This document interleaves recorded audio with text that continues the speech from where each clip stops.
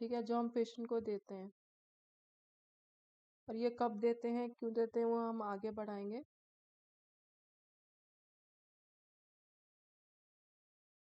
What is BLS? BLS क्या है? एक बेसिक लाइफ सपोर्ट होती है, refers to the care health care providers public safety profession provides to patient who are experience respiratory arrest, cardiac arrest और airway obstruction. जो उनसे patient को cardiac arrest होता है या फिर रेस्पिरेटरी अरेस्ट होता है, जैसे हमने CPR में भी पढ़ा था, ठीक है, उन पेशेंट को, और एयरवे ऑब्स्ट्रक्शन होती है, उन पेशेंट को हम लोग क्या बेसिक लाइफ सपोर्ट देते हैं। ठीक है, ये क्या होता है, जो बेसिक लाइफ मैम सपोर्ट। आवाज बहुत कम आ रही है।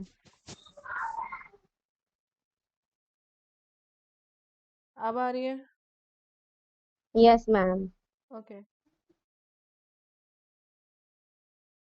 जो बेसिक लाइफ सपोर्ट होती है, ये किसे बोलते हैं? जब हम लोग हेल्थ का प्रोवाइडर्स जो होते हैं, वो पेशेंट को, किसी पेशेंट को रेस्पिरेटरी अरेस्ट हो या फिर कार्डियक अरेस्ट हो या फिर एयरवे ऑब्स्ट्रक्शन हो, इन कंडीशन में, जैसे मैंने आपको CPR में समझाया था, ठीक है, उस केस में हम लोग बेसिक लाइफ सपोर्ट कर देते हैं। ठीक है, और इसमें हम लोग क्या करते हैं, जो पेशेंट क्वालिफाइड हो, जो पर्सन क्वालिफाइड होते हैं CPR देने में, और ऑटोमेटिक एक्सटर्नल डिफिब्रिलेटर, ये मैं आगे आपको बताऊंगी क्या होता है, इसको यूज करने में और CPR देने में जो अच्छे एक्सपीरियंस बंदे होते हैं, वो ये स्किल अपने यूज करते हैं। चेन क्या क्या है इसकी? ठीक है, पहले हम लोग क्या करना है, early recognize and call for help. हमने पेशेंट को पहले क्या है, रिकॉग्नाइज करना है कि किसको बेसिक लाइफ सपोर्ट की ज़रूरत है। फिर हमने उसको CPR देना शुरू कर देना है। अगर CPR से कोई इतना हमें पॉजिटिव रिस्पॉन्स नहीं मिल रहा है, तो हम लोग डिफिब्रिलेटर होता है, ठीक है, वो हम लोग देना शुरू कर देंगे। फिर उसके बाद में पेशेंट को अगर उससे पेशेंट स्टेबल हो गया, फिर उसके हम पेशेंट को हम लोग क्या है, रिकवरी के उसमें रख देंगे, रिकवरी पोजीशन में या रिकवरी स्टेट में। अब कार्डियोपल्मोनरी रिसर्सिटेशन क्या होता है, ये मैंने आपको कल करवाया था। क्या होता है बेटा, what is CPR? What is CPR? Sakshi, what is CPR? Ma'am जो इमरजेंसी के टाइम पर देते हैं, जब कार्डियक अरेस्ट हो जाए या फिर ब्रीथिंग मतलब सांस लेने में कोई प्रॉब्लम हो जाए, और या फिर कोई पेशेंट मतलब कोई इंसान डूब रहा हो पानी में, रेस्पिरेटरी अरेस्ट तब। हो या फिर कोई कार्डियक अरेस्ट हो, ठीक है, उस कंडीशन में यस हम मैम, लोग कार्डियक CPR अरेस्ट। CPR देते हैं। ये मैंने आपको कल बताया था, जब हार्ट बीट क्या है, यस प्रॉपर अपना मैम। रिस्पॉन्स नहीं करती है उस कंडीशन में। इसके बेसिक वाइटल फंक्शन क्या होते हैं? Airway, breathing, circulation. ब्रीदिंग, ठीक है आपका, ठीक है, फिर सर्कुलेशन होता है, फिर हम लोग कॉन्शियस लेवल पेशेंट का देखते हैं कितना हो रहा है, क्योंकि ये नहीं कि हम CPR देते जा रहे हैं लेकिन हम लोग पेशेंट का कॉन्शियस लेवल नहीं देख रहे हैं, वो चीज़ नहीं होनी चाहिए। आपको साथ में कॉन्शियस लेवल पेशेंट का देखना है कि आप जो CPR दे रहे हो पेशेंट को, उसके अगेंस्ट वो रिस्पॉन्ड कर रहा है कि नहीं कर रहा है, ठीक है। और हम लोग क्या करते हैं, CPR में होता क्या है, हम जब कंप्रेशन देते हैं, ठीक है, जब हम लोग कंप्रेशन देते हैं, चेस्ट कंप्रेशन देते हैं, जो ब्लड होता है, ठीक है, वो क्या होता है, उसका जो प्रेशर होता है, इंट्राथोरिक प्रेशर वो इंक्रीज हो जाता है, इसकी वजह से क्या है, वो बाहर आता है, ठीक है। और चेस्ट कंप्रेशन से क्या होता है कि पेशेंट को इक्वली जो सर्कुलेशन होती है वो मिलती रहती है, ठीक है। और causes of cardiac and रेस्पिरेट emergency system active adult में क्या होता है, किसी पेशेंट को अगर इस्मिक हार्ट डिजीज हो, टिश्यूज की कोई हार्ट डिजीज हो, या वेंट्रिकल की कोई हार्ट डिजीज हो, वेंट्रिकल की कोई डिजीज हो, या फिर चिल्ड्रंस में क्या सफोकेशन। सफोकेशन बच्चों में कैसा हो सकता है, जैसे कि उन्होंने कुछ नाक में, बच्चों को आदत होती है कि नाक में कुछ डालना या कान में कुछ डालना, ठीक है, तो उससे क्या होगा, उनका रेस्पिरेशन जो होती है वो बंद हो जाती है, जिसकी वजह से पेशेंट को, बच्चों को सांस लेने में दिक्कत आती है। या फिर क्या है कि मुंह में कुछ खा लिया जो रेस्पिरेशन में चला गया, ठीक है, उससे भी बच्चों को रेस्पिरेटरी अरेस्ट हो सकता है।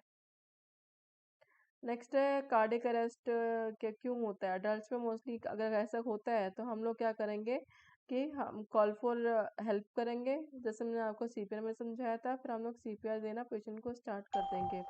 और चिल्ड्रन में क्या होगा, फटाफट हम लोग विद इन 1 मिनट क्या है सीपीआर देना शुरू कर देंगे। ठीक है, फिर उसके बाद में हेल्प के लिए बोलेंगे। ठीक है, अडल्ट में पहले हम हेल्प के लिए बोलेंगे, फिर सीपीआर देना शुरू करेंगे, और चिल्ड्रन से पहले हम सीपीआर देना स्टार्ट कर देंगे, फिर उसके बाद में हम लोग क्या है हेल्प के लिए बोलेंगे। इंडिकेशन ऑफ सीपीआर, हम सीपीआर क्यों देते हैं, किस कंडीशन में देते हैं? मंगिनेंट अरिदमिया मतलब क्या है, पेशेंट को कंटिन्यूस क्या है जो उसकी हार्ट बीट है उससे जो ब्लड है वो पंप नहीं हो पा रहा। ठीक है, उसका जो एक रिदम है वो प्रॉपर नहीं है, तब उस कंडीशन में। या फिर अक्यूट मायोकार्डियल इन्फेक्शन, किसी को क्या है मायोकार्डियल इन्फेक्शन है, उस केस में। पल्मोनरी एम्बोलिज्म क्या होता है, व्हाट इज पल्मोनरी एम्बोलिज्म? इस कंडीशन में क्या होता है, जो आर्टरीज होती है एक और एक से ज्यादा आर्टरीज होती हैं जो लंग्स में, ठीक है, वो क्या होता है ब्लॉक हो जाती है, जिसकी वजह से क्या है हमें पेशेंट को सीपीआर देना पड़ता है। इंटॉक्सिकेशन क्या होता है, जब पेशेंट क्या बहुत ज़्यादा ड्रग ले लेता है, अल्कोहल ले लेता है, तो उसका जो रेस्पिरेशन सिस्टम है वो ज़रा सेडेटिव में चला जाता है। ठीक है, जिसकी वजह से वो प्रॉपर सांस नहीं ले पाता। क्या उस कंडीशन में हम लोग सीपीआर पेशेंट को देंगे। या इलेक्ट्रोक्यूशन, इलेक्ट्रोक्यूशन का मतलब क्या होगा, पेशेंट जैसे कोई उसको करंट लग गया, बिजली से करंट लग गया, ठीक है, तो वो पेशेंट क्या होता है एकदम गिर जाता है, तो उसका एकदम जब गिरता है बहुत सिवियर जब करंट लगता है, तो उसके जो है हाथ पैर बिल्कुल काम नहीं कर रहे हैं, तो उस कंडीशन में हम लोग क्या करेंगे सीपीआर देना। हार्ट बिल्कुल काम नहीं कर रहा है या पल्स हमें दिख नहीं रही, तो उस कंडीशन में हम लोग सीपीआर देना शुरू कर देंगे। ड्राउनिंग का मतलब ये होता है कि पेशेंट जब डूब रहा हो, कोई पर्सन है वो डूब रहा हो, डूबने से क्या होगा उसका रेस्पिरेशन में पानी चला गया जिसकी वजह से वो ब्रीथ नहीं कर पा रहा, तो हम लोग सीपीआर देंगे जिसकी वजह से कि वो ब्रीथ प्रॉपर कर सके। अक्यूट सफोकेशन, अक्यूट सफोकेशन में क्या होगा कि पेशेंट एक ऐसे रूम में अचानक से चला गया पर्सन कि जहाँ पर बहुत धुआं था, ठीक है, और वहां पर क्या है पेशेंट एकदम वो उसके संपर्क में आया, धुएं के संपर्क में आया, या फिर एक बहुत बंद जगह थी, तो उसके एकदम रेस्पिरेशन उसने ली, वो टॉक्सिक सब्सटेंस उसके रेस्पिरेशन में चले गए, उसकी वजह से वो सांस नहीं ले पा रहा। या फिर स्फेयर ट्रॉमा, जैसे क्या है कोई ऐसे चोट लग गई, पेशेंट अनकॉन्शियस हो गया, एक्सीडेंट वगैरह हो गया, पेशेंट अनकॉन्शियस हो गया, उस केस में हम लोगों ने सीपीआर देना है। लेकिन ये ध्यान में रखना है कि कहीं ट्रॉमा उसके चेस्ट में तो नहीं है, ये ना हो कि उसके रिब फ्रैक्चर हो और आप सीपीआर दे रहे हो। ठीक है, तो फ्रैक्चर का इंडिकेशन यही होता है कि जब हम पेशेंट को उस पार्ट पर टच करते हैं जहाँ पर फ्रैक्चर हुआ होता है, पेशेंट को बहुत पेन फील होती है, ठीक है, और वहां पर स्वेलिंग आ जाती है, वो आपको टच करने नहीं देगा, तो ये चीज ध्यान में रखना है। स्ट्रोक, ठीक है, जैसे पेशेंट का क्या हार्ट रेट बिल्कुल भी काम नहीं कर रहा, ठीक है, हीट स्ट्रोक हो गया या फिर बिल्कुल पेशेंट बेहोश हो गया है, ठीक है, उस कंडीशन में हम लोगों को सीपीआर देनी है। अगर सीपीआर से हमें कोई बेटर रिजल्ट नहीं मिल रहा है, तो हम लोग क्या है विद इन 1 मिनट क्या है डिफिब्रिलेशन देना शुरू कर देंगे। ठीक है, सीपीआर हम दे रहे हैं पिछले 20 मिनट से, लेकिन हमें कोई पॉजिटिव रिस्पांस नहीं मिल रहा है, तो हम लोग क्या डिफिब्रिलेशन देना शुरू कर देंगे। अगर विद इन 1 मिनट हम लोगों ने सीपीआर देना डिफिब्रिलेशन देना शुरू कर दिया, तो पेशेंट के 90% चांस होते हैं वो बच जाए। अगर हमने देर कर दी, 5 मिनट के बाद दिया तो 15% चांस होते हैं, 7 मिनट के बाद दिया तो 30 मिनट्स चांस होता है, 10 to 12 मिनट्स के बाद दिया तो 2 to 5% हो गए। मतलब आपने नोट करना है कि हमने सीपीआर पेशेंट को 20 मिनट तक दे दिया लेकिन पेशेंट का रिस्पॉन्स नहीं है पॉजिटिव, तो हम लोग क्या डिफिब्रिलेशन की तरफ चले जाते हैं, ताकि जितनी जल्दी हम लोग पेशेंट को डिफिब्रिलेशन देना शुरू कर देंगे उतनी जल्दी ही वो सरवाइव करना शुरू कर देगा। जैसे आप देख रहे हो कि 1 मिनट में अगर हम देना शुरू कर देंगे तो 90% उसका सर्वाइव रेट बढ़ जाएगा।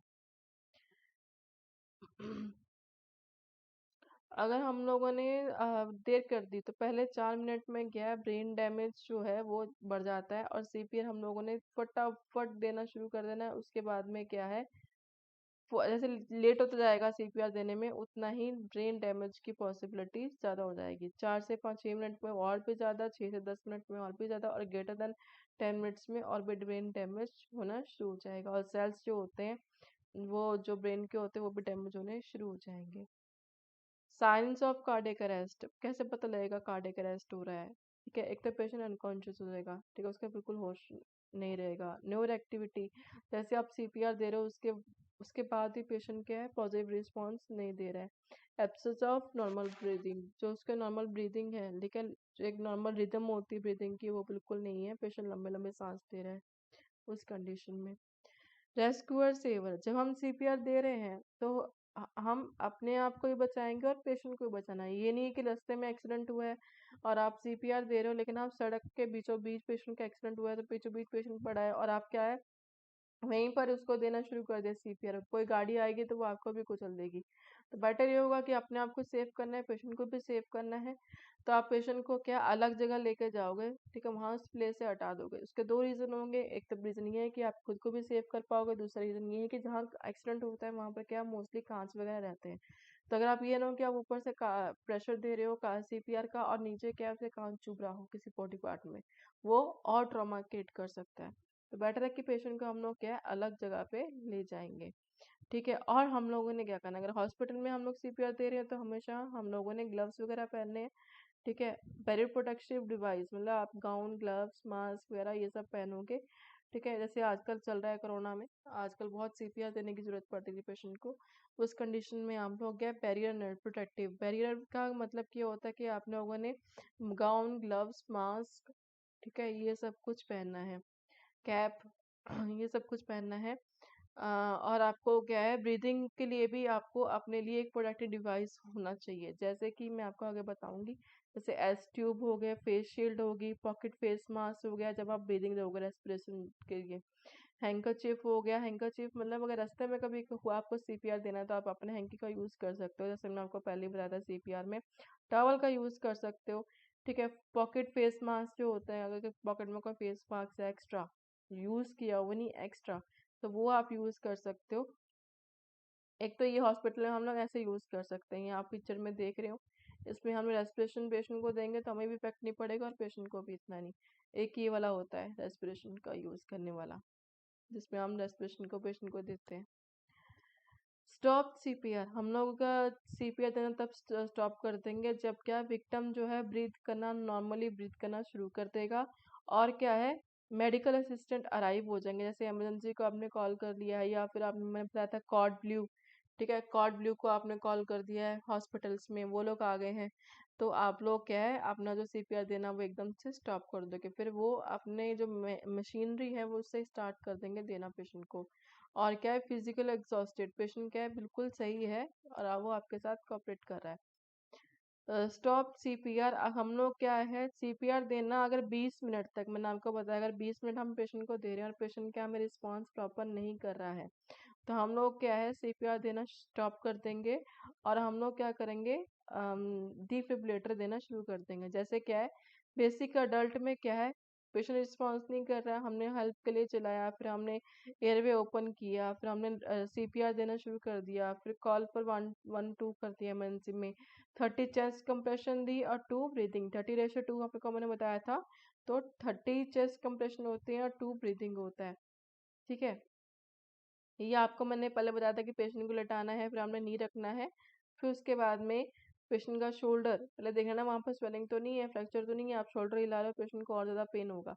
तो हम लोग क्या करना है पेशेंट को पूछना है शोल्डर हिला के कि आप ठीक हो, ठीक है। उसके बाद में क्या है मैम पेशेंट को मैम इस ड्यूरेशन में हम पल्स चेक नहीं करते हैं। कैरोटाइड पल्स चेक करता है, कैरोटाइड पल्स ओके मैम।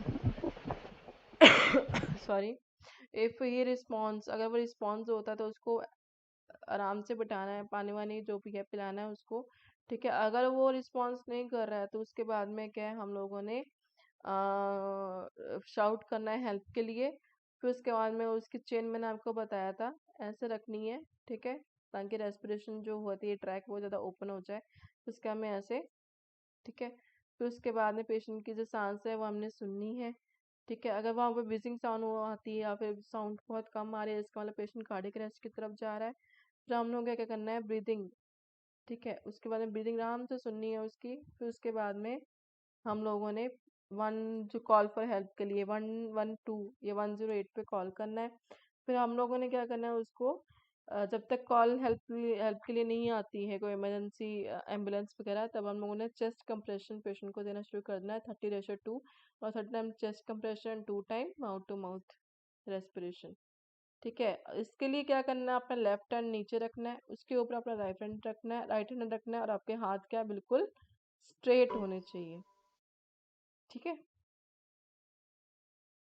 और उसके बाद में हम लोगों ने चेस्ट कंप्रेशन पेशेंट को लगातार ही देना शुरू कर देना है, और साथ के साथ पेशेंट को माउथ टू माउथ ब्रीदिंग भी देनी शुरू कर देनी है। ठीक है, और माउथ टू माउथ ब्रीदिंग हम कैसे देंगे, हम पेशेंट का जो नोज है उसको पिंच करेंगे, और उसके बाद में क्या है, पेशेंट का मुंह ओपन करके फिर हम माउथ टू माउथ पेशेंट को देंगे। ये 10 से 12 बार हम लोग को रिपीट करना है। अब ब्रीदिंग में हमको मैं समझा रही हूँ बार बार, माउथ टू माउथ, तो माउथ टू माउथ ब्रीदिंग हमने पेशेंट को देनी है, उसका नोज जो है वो बंद करना है। ठीक है, उसके बाद में अगर बिल्कुल भी पेशेंट है तब भी रिस्पॉन्स नहीं कर रहा है सीपीआर के अकॉर्डिंग, तो लास्ट हमारा ऑप्शन होता है ट्रैकोस्टमी। ट्रैकोस्टमी हम लोग क्या करते हैं कि पेशेंट की आर्टिफिशियल ओपनिंग कर देते हैं गले में, और पेशेंट को वहां से उसको ऑक्सीजन सप्लाई देते हैं पेशेंट्स को। ये एम्बू बैग होता है। ठीक है, ये उसका मास्क होता है, फेस मास्क। ये एम्बो बैग का पूरा कटेरिया होता है, हम लोग यहाँ से पंप करते हैं पेशेंट की नोज पे और माउथ को कवर कर देते हैं, फिर इसको कैप पंप करते रहते हैं, जिससे क्या होता है, पेशेंट को रेस्पिरेशन मिलती रहती है। 30 रेशो, जैसे चेस्ट कंप्रेशन आपको मैंने बताया 30:2। ठीक है, हमेशा याद रखना ये चीज, काउंट करना है हमेशा जब भी आप पल्स दोगे। मैम जी, मैम जब चेस्ट कंप्रेशन करते हैं तो मैम एक के अकॉर्डिंग आपकी आवाज कट रही है बच्चे, आपकी आवाज कट रही है। मैम जैसे चेस्ट कंप्रेशन मैम अब आ रही है? हाँ जी, बोलिए। हेलो। हाँ जी बच्चे, बोलिए। मैम मैं ये बोल रही थी कि अगर जैसे चेस्ट कंप्रेशन देते हैं तो मैम वो भी एक एज के अकॉर्डिंग होता होगा ना, जैसे बच्चों को इतने तक देनी है या बड़ों को 40 से लेके इतने तक को उसको देनी है, जैसे अडल्ट जो होते हैं अडल्ट उनको उतना होते हैं देना उनको है। 30:2 देते हैं, और जो बच्चे होते हैं 12:2 देते हैं। ठीक है, अच्छा मैम, अब जो मैम बहुत ज़्यादा बूढ़े होते हैं, ओल्ड एज सबको होते हैं सबको वो। सबको 30:2, क्योंकि इस ओके। कंडीशन में अडल्ट से ऊपर वाले होते हैं, उनकी बॉडी डेवलप कर चुकी होती है, लंग्स डेवलप कर चुके होते हैं, तो 30:2। और अडल्ट को जो है वो ओके हम मैम। लोग देते हैं 12:2।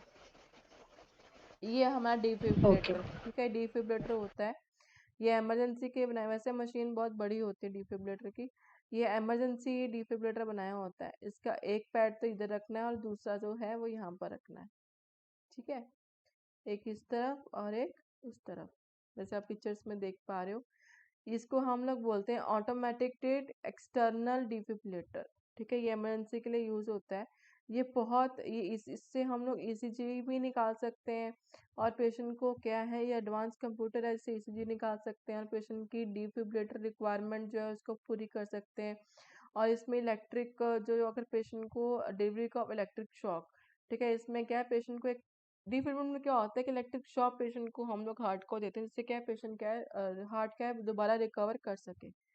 ठीक है, और इसके लिए हम लोग पेशेंट को साइन वगैरह लेते हैं पेशेंट के रिलेटिव से, ताकि आगे कोई प्रॉब्लम्स होए तो ये आपको पता है कि कभी भी कोई भी हम लोग अगर मशीनरी से कुछ करना हो या ओटी कुछ करना हो, तो हम लोग पेशेंट से हमेशा कंसेंट लेते हैं। ठीक है, तो हम लोगों ने ये प्रोवाइड करने से पहले कि हम लोगों ने कंसेंट लेना है। ठीक है, हम लोगों ने स्विच को ऑन कर देना है इसके, और ये क्या जो पैड वगैरह वो एक तो ये इस तरफ लगाना है, और एक क्या है साइड में लगाना है पेशेंट के, जैसे आप देख रहे हो। ठीक है, एक इस तरफ, और एक ये इस निपल के ऊपर, और एक निपल इस निपल के साइड में। और जब भी आप स्टार्ट करोगे, ये बहुत ध्यान से है, जब भी आप स्टार्ट करोगे इसको ऑन कर दोगे, कभी पेशेंट को टच नहीं करना है, do not touch the patient. ठीक है, क्योंकि इलेक्ट्रिक शॉक देता है पेशेंट को, तो उससे क्या है, आपको भी करंट लग सकता है, और पेशेंट जो है उसका जो एक रिदम है वो चलती रहेगी। ठीक है, उसके बाद में आप लोगों ने स्टॉप करने के बाद ही किसी को अलाउड करना है, साथ के साथ ही अपनी ईसीजी ले लेनी है। और जो आगे के जो दूसरे पर्सन है उनको ये मना करना है कि आप पेशेंट के पास नहीं आओगे, दूर रहो।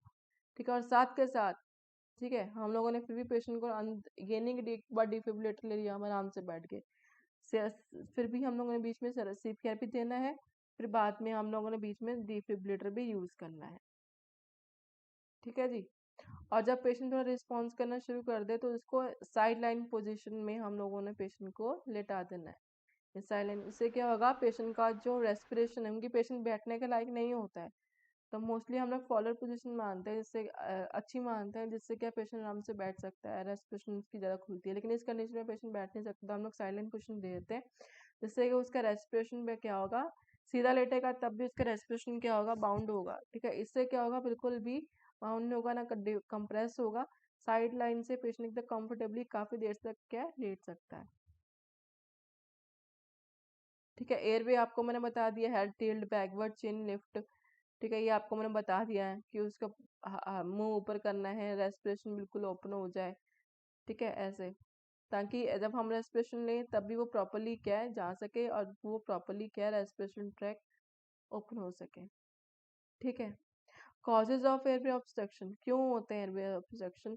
टंग डिप्लेसमेंट, जैसे क्या है, पेशेंट किसी को सीजर हो गए, अचानक से गिर गया, उसको फिट पड़ गए, सीजर हो गए, दौरे पड़ गए जैसे हम बोलते हैं, तो उससे क्या होता है, पेशेंट अपनी टंग जो होता है अंदर को ले जाता है, अनकॉन्शियस माइंड से वो अंदर को ले जाता है, तो उससे क्या होगा, उसको प्रॉब्लम हो सकती है सांस लेने में। तब हम लोग देते हैं एयरवे ऑब्स्ट्रक्शन के कौन कौन से चांसेस होते हैं वो, या फिर क्या ऑरोफेरिंग्स आपने पढ़ा होगा, लेरेंजिस के इसका, उसमें क्या है, सूजन वगैरह आ जाती है, किसी ने बाइट किया कोई इन्फेक्शन के कारण, या फिर लेरेंजियल ट्रेक्युलर ब्रोंकल ऑब्स्ट्रक्शन हो गई है। ठीक है, वहां पर कोई ऑब्स्ट्रक्शन, जैसे कि अब नॉर्मल कोई मास आ गया है, ठीक है, फॉर्मेशन, मास फॉर्मेशन हो गया, उसके कारण क्या लेरेंजियल डैमेज हो गया है, ट्रॉमा के कारण। ठीक है, वहां पर अगर कोई भी चीज ट्रॉमा होगी तो वहां पर स्वेलिंग पक्का आएगी, या लेरेंजियल ओडिमा हो गया, सूजन वगैरह आ गई, या ब्रोंकोस्पाज्म, वहां पर क्या है, बहुत ज्यादा ब्रेकियल एरिया, ब्रोंकल में क्या है, बहुत ज्यादा लंग्स में जो ब्रोंकल एरिया होता है वहां पर क्या है, बहुत ज्यादा स्पाज्म वगैरह आ गया है। ठीक है, उसके कारण क्या, पल्मरी ओडिमा, ठीक है, लंग्स में कोई ओडिमा वगैरह है तो उसके कारण भी ये हो सकता है। ठीक है बेटा, एयरवे मैनेजमेंट में ये करेंगे, अगर टंग उसकी बैकवर्ड है तो हम क्या क्या करेंगे, चिन को लिफ्ट करेंगे ऊपर की तरफ, और जो पेशेंट के फॉरेन बॉडी जो भी है ऑब्स्ट्रक्शन है, तो उसको क्या करेंगे, अपना हाथ में हैंकी लेंगे। ठीक है, उसके बाद में सी कर्व में, ठीक है, उसको बाहर को निकालेंगे, और हमेशा पेशेंट के माउथ में माउथ गैग रखना है, ताकि क्या है, ये ना हो कि आपने हाथ अंदर दिया, पेशेंट ने उसी वक्त आपको काट लिया, तो आपके हाथ वहीं पर ऑब्स्ट्रक्शन हो जाएंगे। ठीक है, वहीं पर आपको ही पेन होगी, ब्लीडिंग होनी शुरू हो जाएगी। तो माउथ गैग एक इंस्ट्रूमेंट आता है, उसको हम लोग क्या है, पेशेंट के मुंह में डालेंगे, और पेशेंट को सी केप से निकालेंगे, जो भी ऑब्स्ट्रक्शन है, कुछ फंसा है, कुछ भी है। अगर कोई स्पाज्म है तो हम उसके लिए मेडिसिन पेशेंट को देंगे। कोई भी फॉरेन बॉडी है, ठीक है, कुछ खाते वक्त चला गया है, या फिर कोई ट्रीटमेंट चल रही है, किसी को स्वेलिंग वगैरह है, तो उसको हम लोग क्या है, उसके अकॉर्डिंग ही उसको दूर करेंगे। कोई सफोकेशन है, ठीक है, सफोकेशन है तो ऑब्वियस उसमें जो सफोकेशन की वजह से अगर कुछ हुआ है, जैसे एकदम सांस लेने में दिक्कत आई है, तो उससे उससे क्या हम लोग सीपीआर देना शुरू कर देंगे। अगर कोई टिश्यू में कोई स्वेलिंग है या वगैरह है तो उसके लिए हम लोग मेडिसिन देंगे, एंटीबायोटिक्स। ये मैंने आपको बता दिया है। ठीक है, पेशेंट को अगर नॉन कोऑपरेटिव, रेस्टलेस है, कंफ्यूजन, कॉमा, ब्लू स्किन है, तो हम पेशेंट को फटाफट सीपीआर देना शुरू कर देंगे। तो ये था आपका सीपीआर।